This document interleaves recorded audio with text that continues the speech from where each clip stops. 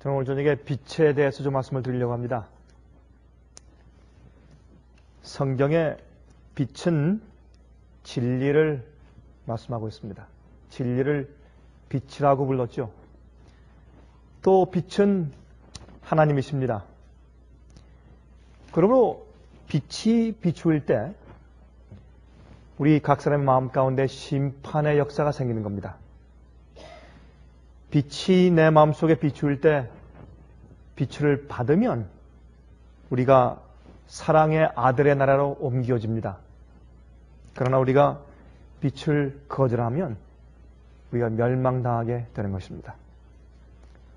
그래서 빛과 심판은 사실은 같은 역할이라고 해도 과언이 아니겠습니다. 그래서 제가 오늘 빛과 심판에 대해서 좀 말씀을 드리려고 합니다. 우리 다 같이 이사야 6장 8절부터 13절까지 있는 말씀을 좀 펴서 보십시다. 이사야 6장 8절부터 13절까지 있는 말씀을 제가 읽겠습니다. 여기에 있는 말씀은 좀 우리가 얼른 이해하기는 조금 까다로운 말씀이 될지 모르겠습니다. 다시 말해서 우리가 언뜻 보기에는 좀 이치에 맞지 않는 것 같은 그러한 이제 말씀이 될지 모르겠습니다. 이사야 6장 8절부터 읽습니다. 내가 또 주의 목소리를 들은즉 이르시되 내가 누구를 보내며 누가 우리를 위하여 갈꼬 그때 내가 가로되 내가 여기 있나이다 나를 보내소서.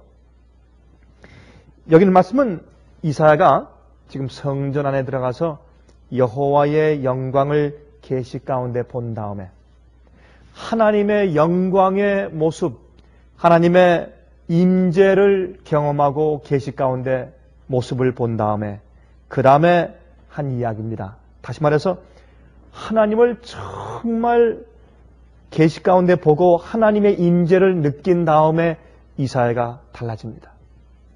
지금까지 이사야는 사실 선지자였습니다.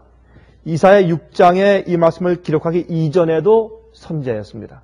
그는 또 제사장 가운데 한 사람이었습니다. 그러나 지금까지 부르심이라고 하는 그런 뜻은 그의 마음 가운데 그저 주님께서 내게 맡기신 임무가 있고 또 사명이 있고 기별이 있다고 생각했지만 이 가슴에 이 점여오도록 가슴에 사무치게 일할 수 있는 그런 마음은 사실은 없었습니다. 이 교회에 또 그 나라에 배도가 있었죠? 그때 참 교회에 또한 나라에 배도가 있구나. 참 안 됐다. 슬프다. 아마 그 정도였겠죠? 또한 불쌍한 사람들, 또 진리를 알지 못하는 사람들, 율법을 알지 못하는 사람들 내가 가르쳐야지 하는 부담 가운데서 애를 쓰긴 썼겠죠? 그러나 가슴에 사무쳐 오진 않았습니다. 그러나 그가 이제 이 하나님의 임재를 직접 보고 계시를 본 다음에 달라졌습니다. 지금까지 옆집에 불이 났을 때 옆집에 불이 났구나. 참 안 됐다. 얼마나 고생이 심할까. 이 추운 날 또 집이 탔으니 이제 어디 가서 잠이요 무엇을 덮을까. 참 안 됐다는 그런 동정심은 마음 가운데 있었을지 모르지만 그러나 옆에 집에 불이 난 것이 자기 집에 불이 난 것처럼 그리 가슴이 아픈 일은 아니었을지 모릅니다. 그러나 그가 하나님을 보았습니다. 인간의 성인 군자를 본 것도 아니고 어떤 도덕적이고 윤리적인 훌륭하고 착한 사람을 만난 것도 아닙니다. 하나님을 보았습니다. 사랑의 그 결정체인 하나님을 만났습니다. 세상을 창조하시고 타락한 인류를 사랑하시고 긍휼히 여기시되 참 독생자까지 보내실 정도로 사랑하시는 큰 하나님을 만났습니다. 그 하나님을 보고 나니까 이사야의 마음이 달라졌습니다. 그때 이제 누가 나를 위해서 갈 거 하니까 여기 내가 있습니다. 날 좀 보내주십시오. 이 이야기는 이제 하나님께서 인간을 구원하신 역사가 얼마나 절실한가 하는 것을 이사야가 마음 가운데 깨달았다. 그런 뜻입니다. 이제 9절입니다. 여호와께서 말씀하시되 가서 이 백성에게 이르기를 너희가 듣기는 들어도 깨닫지 못할 것이요 보기는 보아도 알지 못하리라 하여 이 백성의 마음으로 둔하게 하며 그 귀가 막히고 눈이 감기게 하라. 염려컨대 그들이 눈으로 보고 귀로 듣고 마음으로 깨닫고 다시 돌아와서 고침을 받을까 하노라. 참 기가 막힌 말씀이 여기 있죠. 여러분, 이런 말씀이 어디 있습니까? 아니, 하나님께서 어떻게 이럴 수가 있습니까? 하나님께서 아니 이사야를 지금 보내시면서, 예? 한번 여기 다시 한번 읽겠습니다. 한번 보십시다. 여호와께서 가라사대 가서 이 백성에게 이르기를 너희가 듣기는 들어도 무엇을 못할 것이요? 깨닫지 못할 것이요. 또 보기는 보아도 어떻게 해요? 알지 못하리라 하여 이 백성의 마음으로 둔하게 하며 그 귀가 막히고 눈이 감기게 하라. 아니, 하나님께서 이사야를 보내면서 이렇게 말씀하십니다. 너 가서 아무리 외쳐봐라. 그들이 듣나? 너 아무리 가서 이야기해봐라. 그들이 깨닫나? 아무리 가서 그들 귀에 이야기해봐라. 그들이 영적으로 눈을 뜨나? 아무리 가서 해봐라. 안 될 거다. 그러므로 가서 이 백성의 마음을 둔하게 만들고 귀가 막히게 하고 눈이 감기게 해라. 차라리 가서. 근데요, 우리 이 이야기를 잘못 이해하면 크게 오해하게 됩니다. 그런데 이거는 억장이 무너져서 가슴이 아픈 하나님의 마음에서 우러나오는 얘기입니다. 여러분들 아무리 말해도 듣지 않고 듣지 않아서 반역해서 집 나간 아이들 보고 그 부모가 어떻게 말합니까? 그 부모의 심정이 이런 심정이 아니겠습니까? 그렇죠? 아무리 얘기해봐도 듣지 아니하고 정말 청개구리 모양 그냥 곁길로 나가는 그런 아이를 보고 그 뒷모습 보고서 눈물 지으며 사는 어머니의 심정이 바로 이런 심정이 아니겠습니까? 이사야는 지금 하나님의 모습을 계시를 보았어요. 그 다음에 과거에 그저 어느 형식적인 부담이 있었지만 지금 죄인들을 보고 교회를 향해서 가슴이 점여오듯이 정말 가슴이 아파오는 그런 정말 뜨거운 그런 부담감을 느끼고 주님께서 누가 날 위해 갈까 이제? 예, 내가 여기 있습니다. 나를 보내주십시오.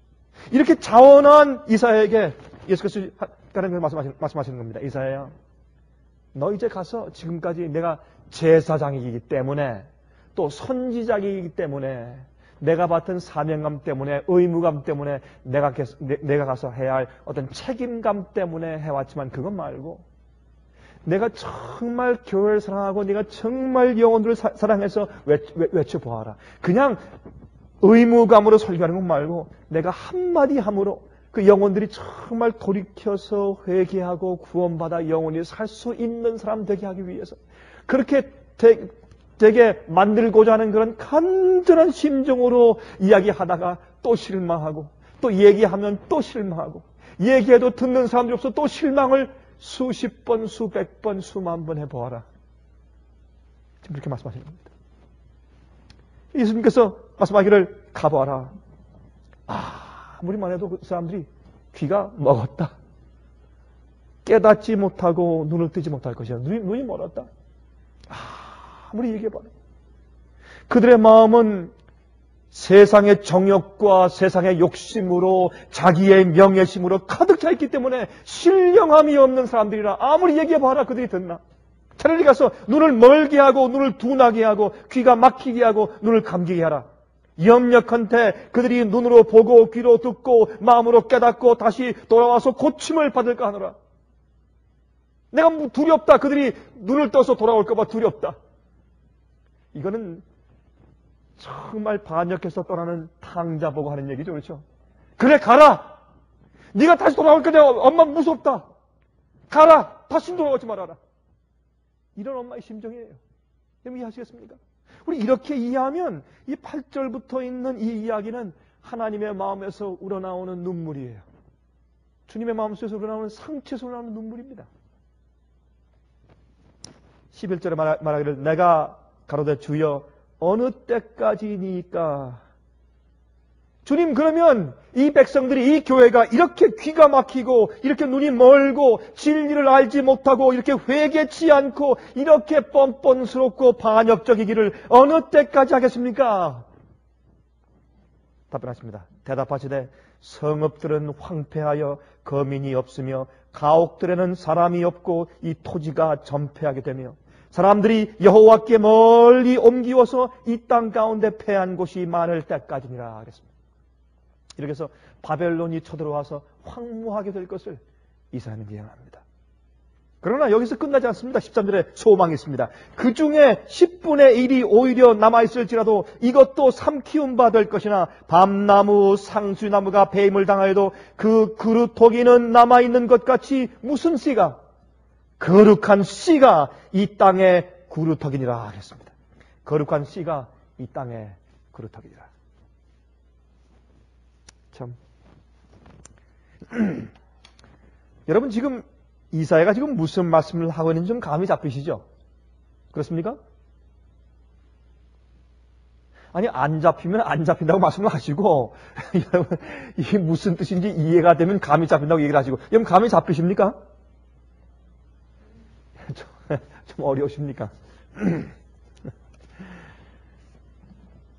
전 이사야 6장을 읽을 적마다 자, 조금씩 하나님의 심정을 조금씩 더 이해해 나가는 것 같습니다. 이 퍼즐이 이렇게 하나씩 이렇게 붙는 것처럼 말이죠.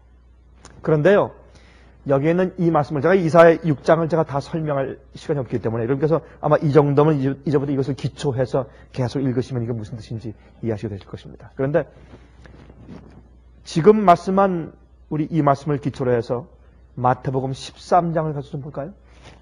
마태복음 13장입니다. 예수님께서 이 말씀을 인용해서 하신 말씀입니다. 마태복음 13장 10절부터 있는 말씀을 좀 보실까요? 다 읽지 않겠습니다. 몇 절만 읽고 요한복음 12장으로 가겠습니다. 마태복음 13장을 먼저 봅니다. 10절부터요.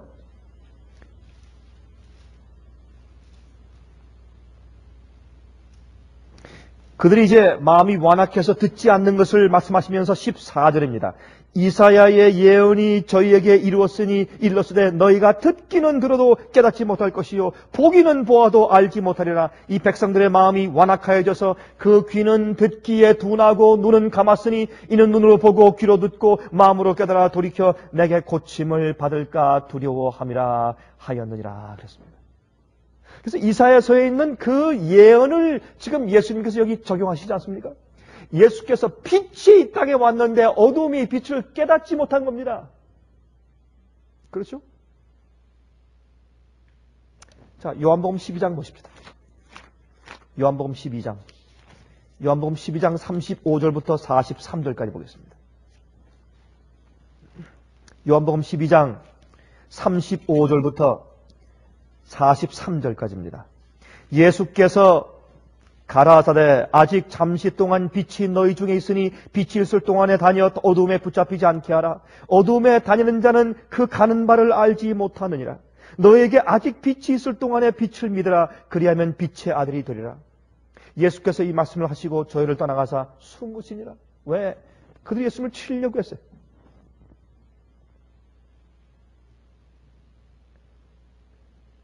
이렇게 많은 표적을 저희 앞에서 행하셨으나 저를 믿지 아니하니 이는 선지자 이사야의 말씀을 이루려 하심이라. 가로되 주여 우리에게 들은 바를 누가 믿었으며 주의 팔이 네게 나타났나이까 하였더라. 저희가 능히 믿지 못한 것은 이 까닭이니 곧 이사야가 다시 일렀으되 저희 눈은 멀게 하시고 저희 마음은 완고하게 하셨으니 이는 저희로 하여금 눈으로 보고 마음으로 깨닫고 돌이켜 내게 고침을 받지 못하게 하려 함이라 하였습니다. 이사야가 이렇게 말한 것은 주의 영광을 보고 주를 가리켜 말한 것이라. 그러나 관원 중에도 저를 믿는 자가 많되 바리새인들을 인하여 드러나게 말하지 못하니 이는 추례를 당할까 두려워함이라. 저희는 사람의 영광을 하나님의 영광보다 더 사랑하였더라 하겠습니다. 여러분, 참 가슴 아픈 얘기입니다. 그렇죠? 빛이 이 땅에 왔을 때 어둠이 빛을 깨닫지 못하였습니다. 그때 예수님께서 오죽 가슴이 답답하면 이사야 6장을 여기에 이제 인용하시면서 그렇게 말씀을 하셨습니까? 근데요, 여러분 보시면 이 성경에 기록되기를 하나님께서 바로의 마음을 강팍하게 하사, 그런 말씀이 있죠. 출애굽기 있습니까? 없습니까? 있죠.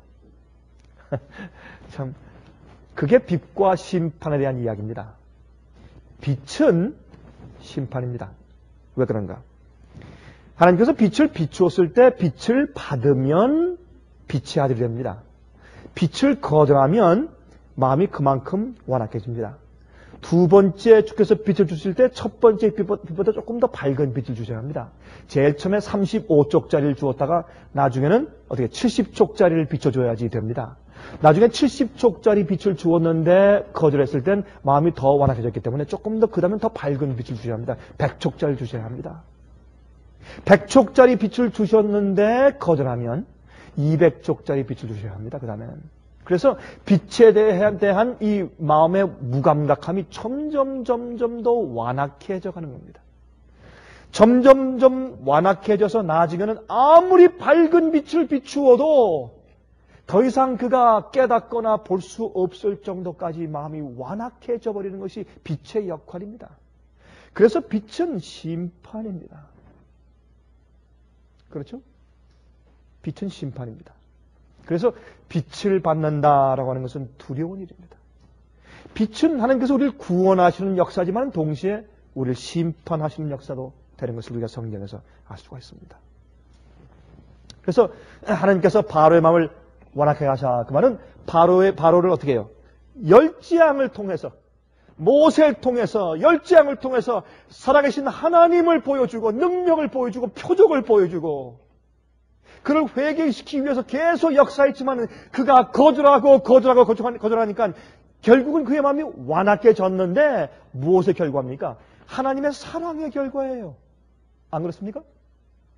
하나님께서 바로를 사랑해서 그를 마지막으로 한 번 더 구원하시고 회개시키기 위해서 열재앙의 역사까지도 보여주셔서 그의 마음을 돌이키게 했기 때문에 주님의 역사가 결국은 그를 구원하고 회개케 하기 위해서 주신 기적의 역사가, 주의 사랑의 표현의 역사가 오히려 그의 마음을 완악하게 하는 결과를 초래했습니다. 주님께서 그의 마음이 완악하게 되기 위해서 역사하신 것은 아니지만은 그러나 주님의 역사와 능력을 보이신 것 때문에 오히려 그의 마음이 완악하게 되었기 때문에 결과적으로 하나님께서 그의 마음을 완악하게 하신 것입니다.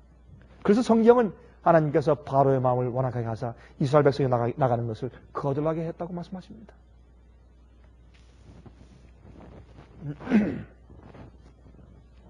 요한복음 3장 17절 보십시다. 요한복음 3장 17절입니다. 요한복음 3장 17절. 우리가 요한복음 3장 16절은 많이 알지만 요한복음 그 바로 다음 절에 있는 17절 말씀은 자주 읽지 않는 편입니다. 하나님이 그 아들을 세상에 보내신 것은 세상을 어떻게 하심이 아니요? 심판하려 하심이 아니요. 저로 말미암아 세상이 무엇을 얻게? 구원을 받게 하려 하심이라 했습니다. 예수님께서 이 땅에 오신 것은 우리 인간을 구원하러 오신 것입니다. 그러나 유대인들의 지도자들과 많은 유대인들이 그들이 마음이 완악하게 되어서 그들이 멸망당했습니다. 은혜 시간이 끝났습니다. 왜? 하나님께서 그들을 심판하러 오신 것이 아니라 구원하러 오셨는데 왜 그랬습니까? 주님은 빛이기 때문에 그렇습니다. 여러분, 빛은 진리입니다. 하나님은 진리입니다. 우리가 하나님을 어떻게 합니까? 진리를 통해서 합니다. 성경은 현시된, 계시된 진리입니다. 이 진리는 점진적으로 점점 더 밝아지는 것입니다. 의인의 길은 돋는 햇볕 같아서 나중에 완전한 광명으로 이르러야 합니다. 빛은 하늘에 올라가서 하나님의 영광의 빛 앞에 설 때 우리 마음 가운데 죄의 그림자와 빛이 전혀 없기 때문에 우리 마음 가운데 온전히 빛만 있기 때문에 하나님 앞에 살 수 있을 정도로 인도해야 합니다. 그것이 빛의 목적입니다. 빛과 어둠은 같이 존재할 수가 없는 것입니다. 여러분 동의하십니까? 여러분 빛과 어둠은 같이 존재할 수가 없습니다. 빛이 들어오면 어둠이 나가야 합니다. 근데 우리가 아는 빛의 양이 적을 때는 고만한 빛밖에 없죠.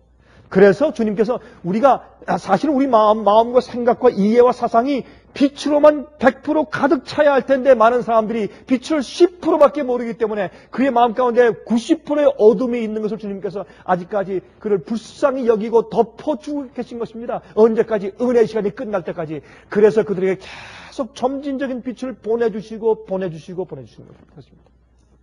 그러나 얼마나 많은 사람들이, 많은 개인들이, 많은 교회들이, 많은 교파들이 자기들이 현재 이해하는 그 적은 빛에서 머물러 있으려고 하기 때문에 결국은 빛을 안다고 하면서도 멸망당하는 것입니다. 빛은 점진적이어야 합니다. 빛은 내 속에 있는 모든 죄와 어둠을 전부 내쫓아서 완전히 빛으로 화하게 될 때까지 인도할 수가 있어야 합니다. 그게 빛입니다. 여기 예수님께서 이 땅에 오신 것은 세상을 심판하러 오신 것이 아니라 구원하러 오셨다고 이렇게 성경은 말씀하고 있습니다. 여러분, 예수님께서 오셨는데 우리 잠깐 좀 다른 얘기를 한마디 하고 지나갈까요? 예수님께서 이 땅에 오셨는데 참 멀리도 오셨죠? 그렇죠?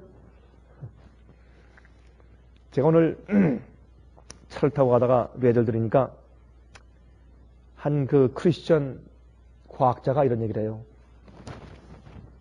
빛도 오는데 자 멀리서 올 때 이 오는 거리가 너무 멀어가지고 또 어떤 사람들은 이렇게 말을 해요. 그 사람 얘기가 이 진화론을 믿는 사람들, 에볼루셔니스트, 진화론을 믿는 사람들은 저 빛이 오는 게 뭐 수억만 년, 수백만 년 하니까 이 지구의 역사를 계산할 때 지구가 몇 백만 년 되었다, 몇 억만 년 되었다 말하지만 사실 그것은 옳지 않다. 그렇게 우리가 해석할 수 없다. 우리가 알 수 없기 때문에 우리가 거기 가서 출발한 경험이 없기 때문에 우리 알 수 없으면서 또 한 가지는 빛도 멀리서 오면 빛도 빨리 여러분 빛이 1초에 빛 광속이 얼마입니까? 1초에? 지구를 얼마 돕니까? 7바퀴 반 돕니다. 어마어마한 속도예요. 그렇죠? 지구를 1초에 똑딱할 때 지구를 7바퀴 반 돈다. 상상이 안 되죠. 우리 그렇다고 그저 생각합시다. 상상이 안 되는 속도입니다. 근데 그렇게 빠른 속도의 빛이 달려올 때 너무 거리가 멀면 오다가 빛도 지친대요. 아주 재미있는 표현을 했어요. 빛도 지친대요. 빛도 지치고 오다가 또 우주에는 먼지 때문에 빛이 오다가 페네트레이트 하는 이 투사하는 그런 능력으로 달려오다가 빛도 지치고 또한 빛이 굴절한대요.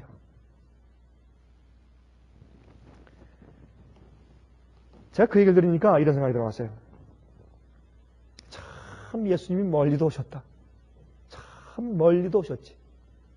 큰 먼 데서 우리에게 이 어둠 가운데 죄 가운데 죽어가는 이 우매하고 고집세고 반역스럽고 포기하기를 더디하고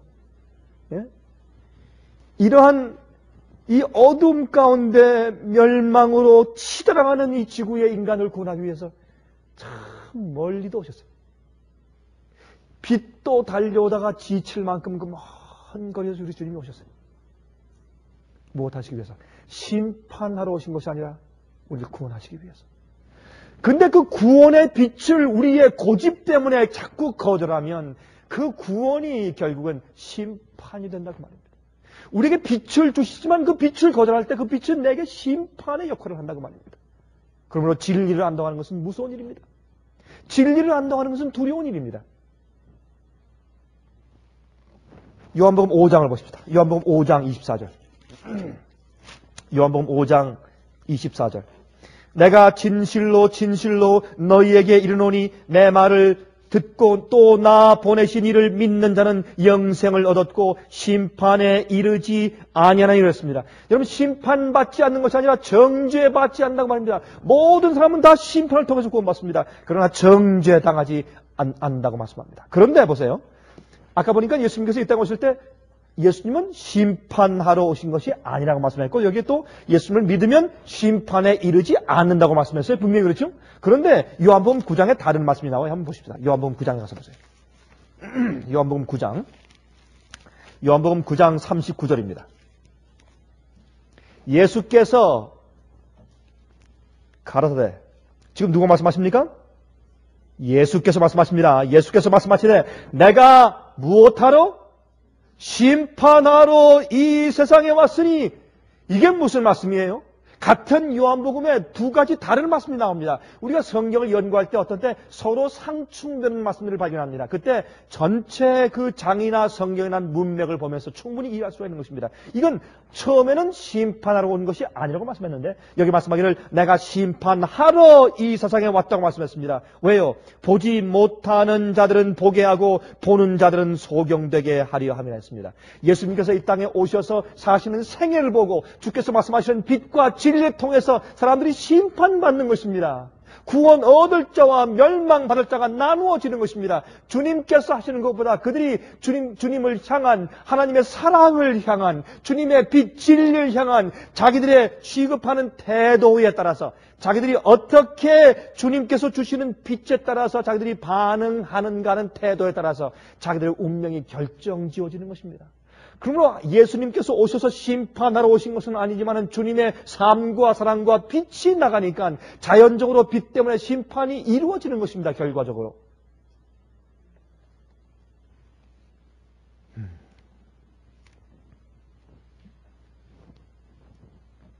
요한복음 12장 보십니다.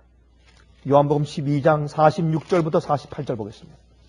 요한복음 12장 46절부터 48절.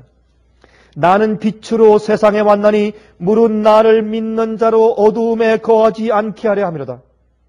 나는 빛으로 세상에 왔다 그랬어요. 나는 빛으로, 예수님께서 이 땅에 오신 것은 빛으로 세상에 오셨다 그랬어요. 무릇 나를 믿는 자로 어두움에 거하지 않게 하려 함이라. 여러분, 예수님께서 이 땅에 오셔서 피를 흘리시고 돌아가심으로 누구든지 저를 믿는 자는 다 구원하러 오신 것이지만은, 그러나 또 중요한 목적은 주님을 믿는 자들은 더 이상 과거의 어두움의 삶에 더 이상 머물러 있지 않는 것입니다. 더 이상 그 죄 속에 머물러 있지 않는 것입니다. 습관적인 죄가 없는 것입니다. 회개하고 거듭난 자에게는 분명히 주의 영감의 말씀과 성경은 분명히 말씀하기를, 여러분, 거듭난 자에게는 죄의 습관이 더 이상 없다고 말했습니다. 습관적인 죄가 떠나가는 것입니다. 그것이 구원입니다. 그것이 거듭남입니다. 그것이 내 과거 옛삶이 죽는 것입니다.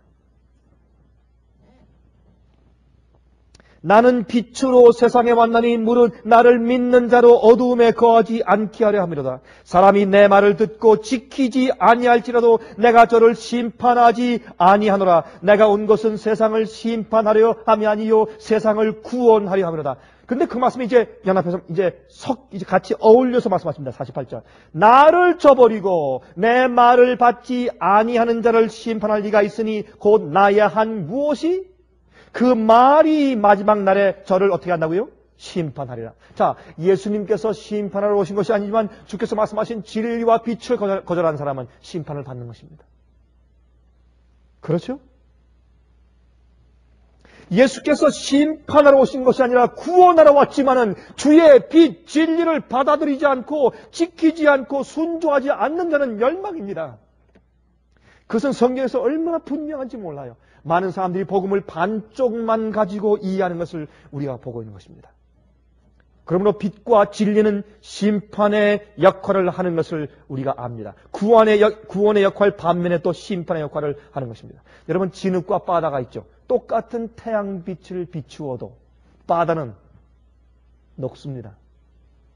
진흙은 굳어집니다.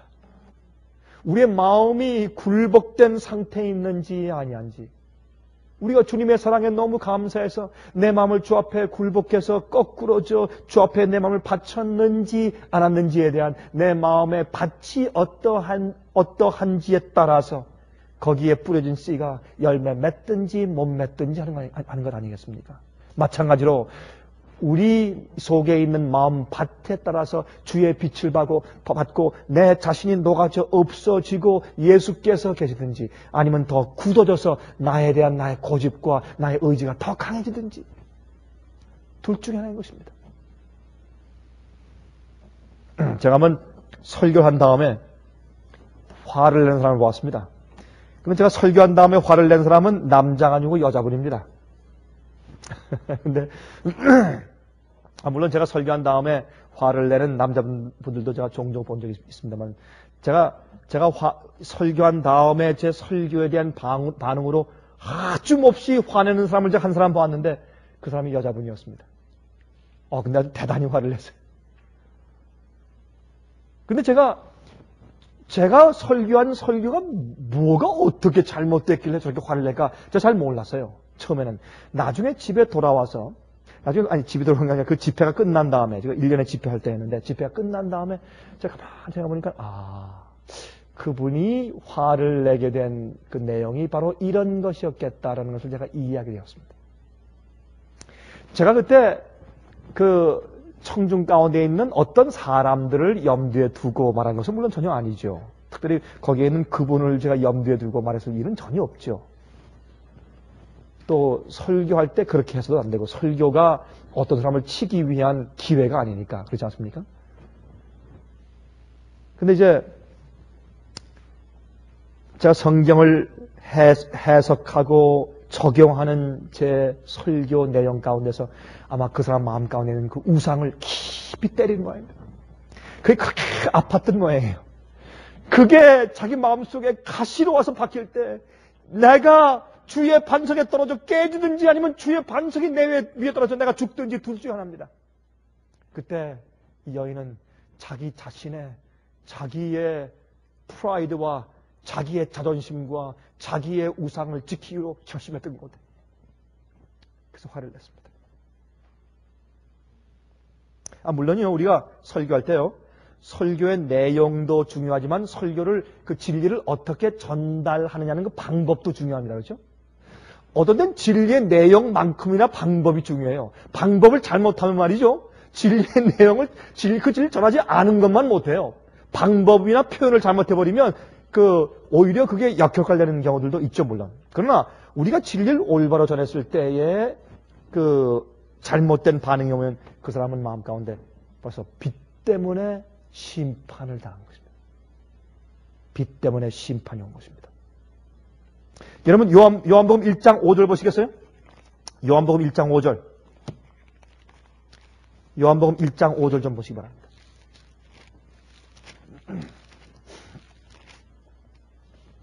빛이 어둠에 비치되 어둠이 깨닫지 못하더라 그랬습니다. 주님께서 이 땅에 오셨을 때 우리가 거듭나지 아니하면 우리가 주님을 볼 수 없습니다. 여러분, 우리가 예수님의 인성 문제에 대해서 우리가 지난 화요일 날 같이 공부했지만은, 여러분, 예수님의 인성 문제를 이해할 때는 이렇게 이해합니다. 우린 예수님께서 이 땅에 오셨을 때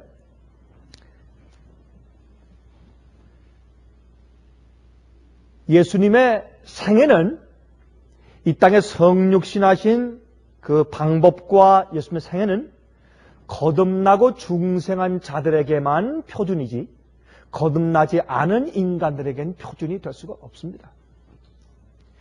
어둠이 빛을 받을 수도 없고 이해할 수도 없는 겁니다. 그건 안 되는 겁니다. 그렇죠? 요한복음 3장 보십시다. 여기 참 중요한 말씀입니다. 요한복음 3장. 사람들이 왜 빛을 받지 않느냐 말입니다. 요한복음 3장 19절부터 있는 말씀 보십시다. 그 정죄는 이것이니 곧 빛이 세상에 왔을 때 사람들이 자기 행위가 어떠므로? 악함으로. 자기 행위가 악함으로 빛보다 어둠을 더 어떻게 해요? 사랑한 것입니다. 악을 행하는 자마다 빛을 미워하여 빛으로 오지 아니하나니 이는 그 행위가 드러날까 함이요 진리를 쫓는 자는 빛으로 오나니 이는 그 행위가 하나님 안에서 행한 것임을 나타내려 함이라 하십니다. 거듭난 사람은 주에 대한 진리를 볼 때 진리를 즐거워하고 진리를 사랑하게 돼 있어요. 그러나 마음 가운데 빛이 없는 자는 어둠을 사랑하기 때문에 빛이 오면 빛을 반대하고 싫어하고 거절하고 핍박하게 되어 있는 것입니다. 그러므로 누구든지 경건하게 살려고 하는 자는 핍박을 받는 것이라고 이 성경은 말씀하고 있지 않습니까? 디모데전서에. 그렇죠? 왜 사람들이 빛으로 오지 않는다고요? 마음이 악해서 어둠을 더 사랑하기 때문에. 빛으로 가까이 오지 않는 이유는 어디 있습니까? 자기 속에 있는 어두움이 드러날까봐 두려워서. 왜요? 그것을 그냥 갖고 싶으니까. 여러분, 정말 회개하고 주님께서 싫어하는 것은 내가 더 이상 하지 않을 그런 마음을 가진 사람, 다시 말해서 거듭난 성령의 동기를 가지고 있는 사람들은 어떻게 합니까?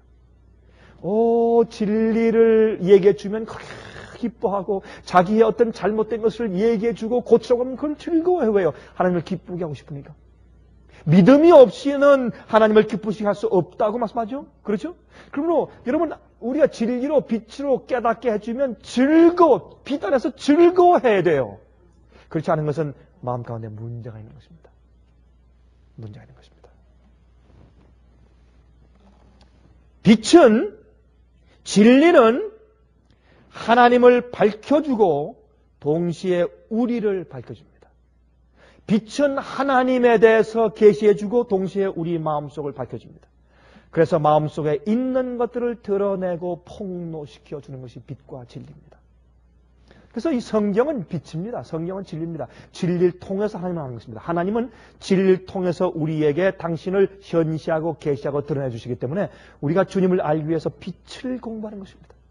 하나님은 어떠한 분이다, 주님은 무엇을 사랑하신다, 무엇을 미워하신다 하는 진리를 통해서 하나님은 어떻게 행하시고 사람을 어떻게 심판하시고 누구를 어떻게 생각하시고 누구를 사랑하시고 누구를 사랑치 못하시고 하는 그런 말씀을 읽으면서 하나님이 어떠하신 것을 우리가 빛으로 배우는 것입니다. 빛은 드러내는 일을 합니다. 그렇죠? 창조할 때 제일 먼저 주님께서 어떻게 했습니까? 빛이 있으라 했죠? 빛이 있으라며 빛이 있었습니다. 빛이 있었을 때 어떻게 해요? 어두움에서 환하게 드러났습니다. 드러나니까 어떻습니까? 예? 물과 진흙이 섞여 있었습니다. 주님께서 그것을 물은 물이고 흙은 묻으로 주님께서 나누어 분리시켜 놓았습니다. 창조가 드디어 혼합되어 있는 마음에서 빛이 들어오자 질서가 생기는 겁니다. 먹는 것, 입는 것, 말하는 것, 화장하는 것, 머리하는 것, 사는 것, 성경을 연구하는 것, 남을 취급하는 것, 장사하는 것, 직장에서 생활하는 것, 남들을 취급하는 것, 결혼 생활하는 것, 자식을 기르는 것, 공부하는 것, 이 모든 것들이 다 혼미하게 세상의 바벨론 사상으로 우상의 개념을 가지고 이방인의 개념을 가지고 마음대로 뒤섞여서 바벨론처럼 살던 사람에게 빛이 임하면 질서가 생깁니다. 그 생명이 생기고 싹이 나고 열매가 생기고 새가 생기고 동물이 생기고 물고기 생겨서 아름답게 질서 있게 서로 상부상조할 수 있도록 이 지구가 꽉 찬 것처럼 창조가 생기는 겁니다. 우리 마음 가운데. 우리 생활에 질서가 생기는 겁니다. 변화가 생기는 겁니다.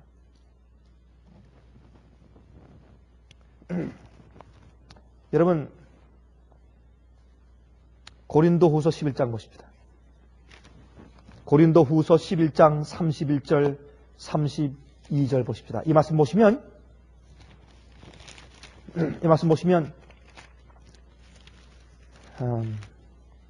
하나님께서 왜 우리에게 빛을 주시고 왜 우리를 심판하시는지 그 이유를 우리가 이해하게 됩니다. 하나님께서 왜 우리를 빛을 주시고 왜 심판하시는가? 우리는 심판을 통해서 구원받습니다. 우리 그 말씀 먼저 보고 지나갈까요? 자, 여기 손가락을 집으시고 이사야서를 갔다가 돌아오십니다. 이사야서 1장 27절입니다. 이사야서 1장 27절 봅니다. 이렇게 말씀되어 있어요. 이사야서 1장 27절. 시온은 무엇으로 구속이 되고 그랬습니까? 공평으로 구속이 되고, 이 말씀은 영어 성경 가운데 더 자세하게 번역되어 있습니다. Zion shall be redeemed with judgment. 시온은 심판으로 의해서 구속되고, 그렇게 번역되어 있어요. 그 말씀이 더 확실한 번역입니다. 여기에 공평으로, 그것은 심판이에요. 심판으로 구속받습니다. 우리는 우리 속에 있는 모든 어두움을 주께서 빛을 보내주어서 심판해서 거두어내고 정결케 한 다음에 우리를 구속하세요. 예수님의 십자가의 보혈은 우리의 과거의 죄를 씻고 덮을 뿐만 아니라 내 양심을 씻어서 정결케 하고 올바른 마음으로 여호와를 찾아가서 경배할 수 있도록 변화시키는 능력이 있습니다. 그게 주님의 피의 보혈의 능력인 것입니다. 여기 보세요. 고린도전서 11장 31절 32절 보십시다. 어떻게 말씀되어 있습니까? 우리가 우리를 살폈으면 판단을 받지 아니하려니와 우리가 판단을 받는 것은 우리가 심판을 받는 것은 왜요? 그 이유가 주께 징계를 받는 것이니 이는 그 이유는 우리로 누구와 함께? 세상과 함께 무엇을? 죄 정함을 받지 않게 하려 함이니라. 그러면 우리가 성경의 진리를 더 밝은 빛을 계속 주고 우리가 성경 연구를 통해서 말씀을 통해서 설교를 통해서 새로운 더 많은 더 깊은 빛이 우리가 계속해서 이르러올 때 더 점진적인 빛을 가지고 광명하고 완전한 데까지 나가야 할 것입니다. 그게 성경의 가르침입니다. 이사야 4장 4절 보세요. 이사야 4장 4절. 이사야 4장 4절. 이는 주께서 그 무엇하는 영과 심판하는 영과 소멸하는 영으로 시온의 딸들의 더러움을 씻으시며 예루살렘의 피를 그 중에서 정결케 하실 때가 되면 하겠습니다. 주님께서 우리를 정결케 하실 때 무엇으로요? 심판하는 영과 소멸하는 영으로. 우리 속에 죄와 어둠과 오류를 잘못 믿어온 것들을 깨닫고 드러내신 다음에 주님께서 성령으로 이 마음을 정결케 하시는 겁니다. 근데 우리 마음 가운데 고집이 있으면요 안 받아들여요. 어떤 사람들은요 성경에 있는 말씀을 봐도 안 받아들여요. 한번 자기가 말을 흘려놓고 얘기해 놓은 그런 자존심이 있기 때문에 번복을 하려고 하잖아요. 그것이 많은 사람들의 고집이에요. 자기 마음속에 자기가 앉아있기 때문에 주님께서 앉을 자리가 없는 것입니다. 고집이 심해요. 고집이.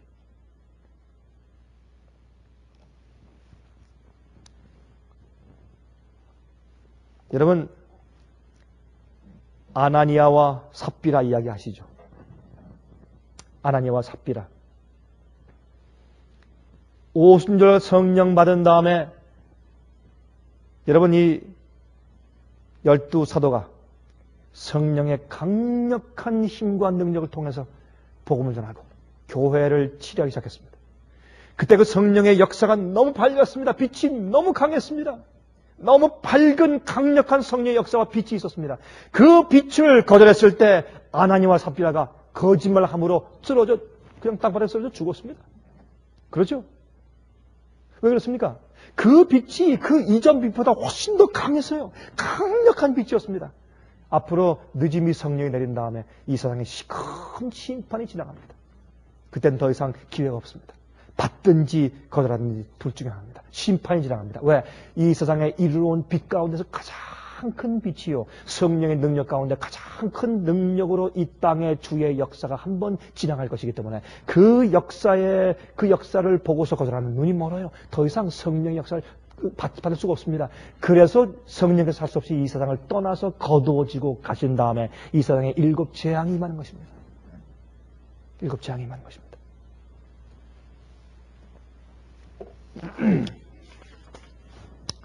제가 한 5분 동안만 짤막한 얘기를 하고 마치겠습니다. 여러분 1960년대에 중국의 왕명도라고 하는 그런 목사가 있었습니다. 왕명도.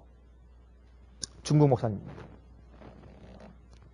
근데 이분이 삼작교회를 운영하는 것을 거절했습니다. 그래서 감옥소에 잡혀갔습니다. 이 왕명도 목사의 설명에 의하면 삼자교회의 이 Three Self Movement, 이 삼자 스스로 자자, 스스로 3가지 일을 우리 스스로 한다, 남의 영향받지 않고 스스로 한다, 이제 그런 뜻이죠. 그 삼자 무브먼트 운동은 원래 1900년도 초기부터 이미 중국에 있던 일이었습니다. 다시 말해서 외국의 영향을 받지 않고 중국인의 자치의 능력과 힘으로 해 나가자고 하는 일종의 독립심을 키워주는 사상이었습니다. 특별히 그 영국의 영향에서부터 이제 탈피하고 독립하자고 하는 그런 운동이었어요. 근데 그게 잘 먹히지 않자 나중에 교회에 공산주의가 드러나선 다음에 그것을 교회에 적용시키기 시작한 것이 삼자교회의 사고방식입니다. 삼자교회는 경제적으로 또 행정적으로 또한 이 전도하는 일, 이 일을 3가지를 다른 외국의 교회에 영향받지 않고 중국에 있는 우리끼리 한다. 이것이 삼작교회 사고방식입니다. 근데 이 삼작교회에서는 외국 사람이 와서 가르치는 것을 일절 금하고 외국에서 자원을 지원받는 것도 일절 금하고 그래서 이 중국에는 교회끼리 하란 말입니다. 그래서 이 삼작교회의 책임은 중국에 있는 이 종교국이 이 제일 위에 이제 지도층입니다. 제일 총본부가 이제 믿지 않는 자들이 있는 종교국입니다. 거기에 있는 그 사람들이 지시하기를 예언서는 그 다니엘과 요한계시록 같은 그런 예언서는 가르치지 말라고 명령합니다. 이 삼작교회 운동은 말이죠. 교회가 크게 지어지고 교인 수가 많아지고 그거 염려 안 합니다. 그거 관심 없습니다. 그러나 진리를 있는 그대로 가르치는 것을 금지합니다. 쉽게 얘기하면 그렇습니다. 근데 이 왕명도 목사님이 거절했습니다. 감옥에 갔다가 3년 동안 고생하고 나오는데 내가 나가서 다시 삼작교회로 운영하겠습니다라는 이제 그러한 이제 약속을 하면서 나왔습니다.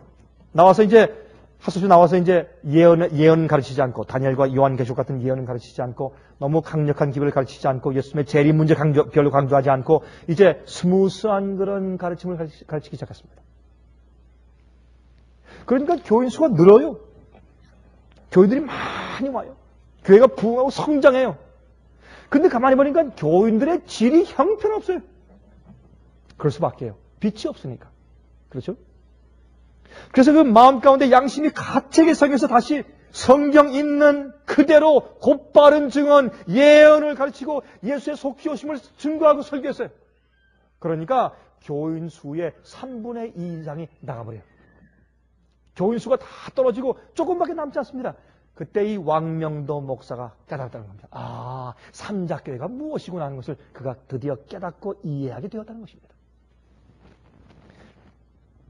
그래서 그는 나는 더 이상 이제 삼작교회 할 수 없습니다. 이것은 성경적이 아닙니다. 하고 자원해서 다시 보따리 싸들고 다시 자기가 자원해서 감옥소에 갔어요. 두 번째 감옥소에 갈 때 자기 부인을 데려왔습니다. 그래서 부인도 같이 왔어요. 부인은 3년 동안 고생하고 이 왕명도 목사는 20년 동안 감옥에서 고생하다 나와서 나중에 얼마 전에 죽었습니다. 여러분 부자 법관도 마찬가지입니다.